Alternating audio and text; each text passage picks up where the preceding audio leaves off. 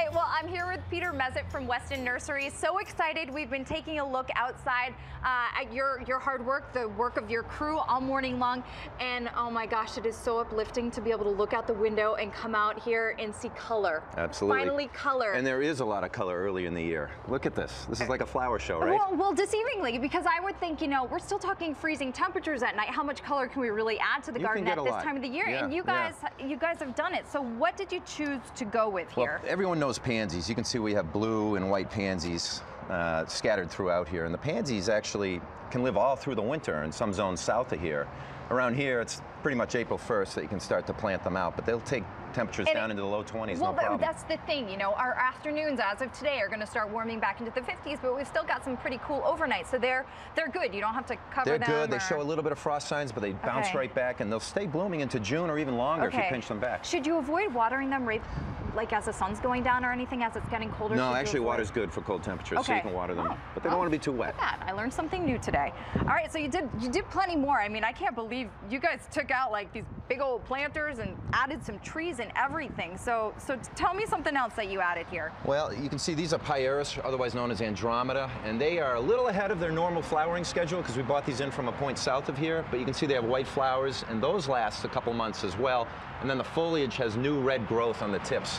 These are a variety called Cavatine that stays nice and low, and we tried to create a layering effect with the white in front of the small leaf rhodie in the background. Okay, and what are those going to look like here in the next couple of weeks? Are those buds going to start opening up? Are we going to see more color on that? Yes, they'll open up probably the third week of April. They're a little ahead because we bought them in from further south as well, but they'll be able to take the cold temperatures, and they'll have a nice salmony pink color in about 3 weeks. Okay, and you know, if we slide a little bit to the right here, you've even brought a planter with you, and I love what you've done here. I'm drawing a total blank right now, but I love these guys. What are Pussy willows. The pussy willows. I was going to say a fuzzy willow. Yeah, fuzzy willow.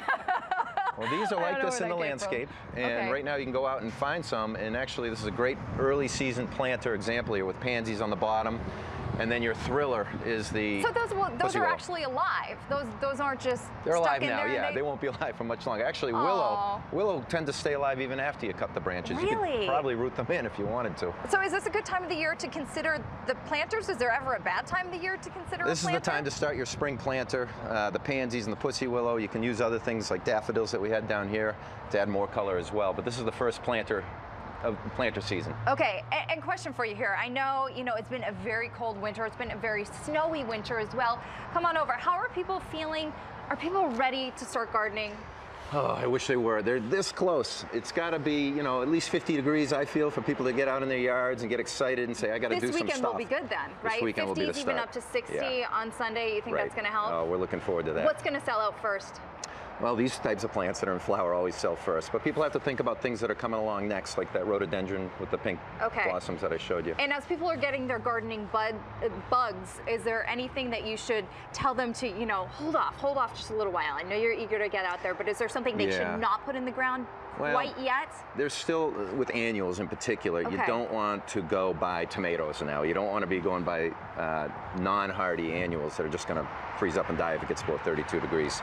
So ask your independent garden center what's the best advice. And that's what you're for. You're going to walk people through it. If they have a shaded yard, you're going to be able to point out the appropriate plants. If they have maybe full sun, you can help them with that as well. Right, exactly. Oh my gosh, I'm so glad that you're here this season. There's so much to consider, and you know, having color finally on the patio is a great thing here. Well, we'll change this over a few times during the year and keep it looking good. Ooh, nice. Peter Mezitt, thank you so much from Weston Nurseries, and that's exactly where you can go if you would like some help with your yard. Back inside to you, Sir Ronnie.